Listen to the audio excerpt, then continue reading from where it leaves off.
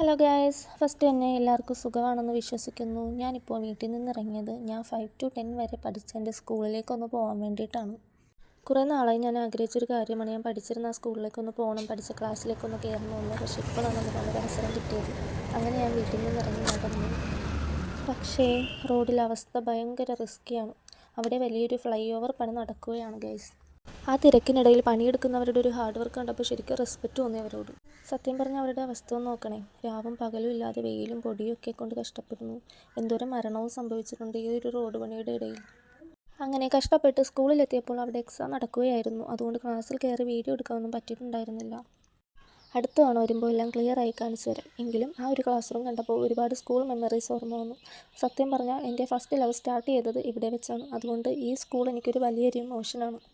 ഞാൻ പഠിച്ചിരുന്ന ഒരു ക്ലാസ് റൂം മാത്രം ഇപ്പോഴും ഒരു മാറ്റമില്ലാതെ അങ്ങനെ തന്നെ നിൽക്കുന്നു. പിന്നെ ഈ ആന, അതിലൊരു മാറ്റമില്ല. എന്തോരം വട്ടം കയറിയിട്ടുണ്ട് ഇതിൽ.